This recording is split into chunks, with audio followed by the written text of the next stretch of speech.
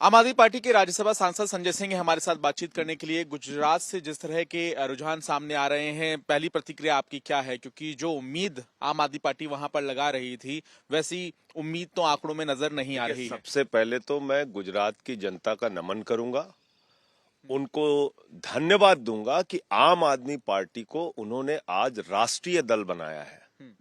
जो अभी तक के परिणाम के रुझान आ रहे हैं, उसमें आम आदमी पार्टी राष्ट्रीय दल के रूप में उभर रही। 10 वर्षों में हिंदुस्तान की सबसे तेजी से बढ़ने वाली पार्टी अरविंद केजरीवाल जी के नेतृत्व में आम आदमी पार्टी है। तो इस परिणाम को अगर हम सकारात्मक दृष्टि से देखें तो हमारे लिए उत्साहजनक है कि आम आदमी पार्टी आज एक राष्ट्रीय दल के रूप में उभर गई और पूरे देश के अंदर अब हमारा विस्तार होने में, आम आदमी पार्टी को अपना मजबूत संगठन बनाने में, लोगों का विश्वास जीतने में मदद मिलेगी, चुनावों में सफलता पाने में भी मदद मिलेगी। पहला चुनाव था देखिए, और अरविंद केजरीवाल जी के नेतृत्व में, अगुवाई में अगर हम लोग गुजरात के अंदर अभी तक जो 15% वोट ऐसा लग रहा है कि मिलेगा, तो मैं समझता हूं ये अच्छी शुरुआत है।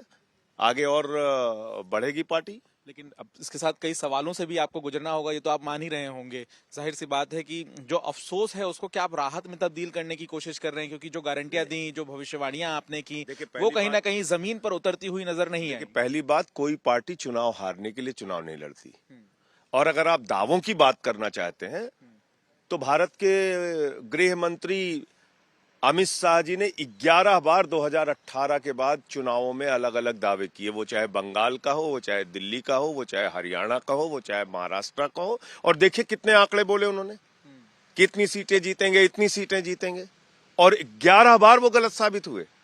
भारत के प्रधानमंत्री आदरणीय नरेंद्र मोदी जी 2019 में प्रधानमंत्री रहते हुए पूरी ताकत लगाते हैं आंध्र प्रदेश के चुनाव में, 173 सीटों पे लड़ते हैं, सभी सीटों पे जमानतें जब्त होती हैं, 0.8% भारतीय जनता पार्टी का वोट है। दुनिया की सबसे बड़ी पार्टी का वोट प्रतिशत आंध्र प्रदेश में 1% से भी कम है।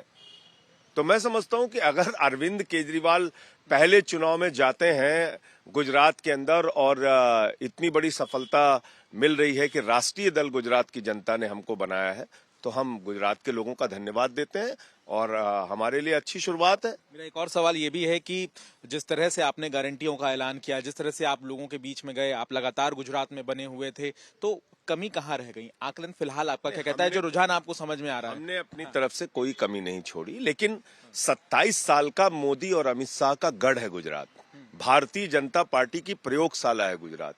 उस किले में भेद लगाना, उस गढ़ में भेद लगाना, ये बड़ी चुनौती है। मंथन की जरूरत नहीं है, यहाँ पे लग नहीं रहा है कि कोई कमी रह गई। हाँ, आगे हम और चीजों की समीक्षा करेंगे। निश्चित रूप से कोई भी चुनाव परिणाम आता है, मैं तो कह रहा हूँ जीत हो या हार हो, समीक्षा संगठन करता है, उसकी कोई बात नहीं है।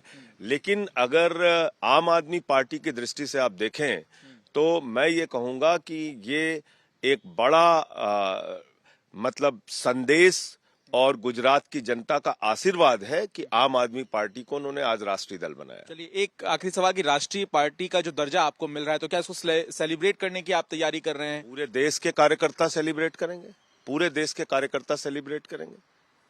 10 वर्षों में एक पार्टी राष्ट्रीय पार्टी बन जाए तो उसका जश्न नहीं मनाना चाहिए। ये तो बहुत अच्छी खुशखबरी है हम लोगों के लिए। चलिए, राजनीति में ये एक अलग तस्वीर देखने के लिए मिलेगी। संजय सिंह सीधे तौर पे कहते हुए कि आज गुजरात का जो परिणाम आया है, इसके इतर सेलिब्रेशन होगा क्योंकि आम आदमी पार्टी राष्ट्रीय दर्जा प्राप्त कर रही है। कैमरामैन अंकित सिंह के साथ पंकज जैन, दिल्ली, आज तक।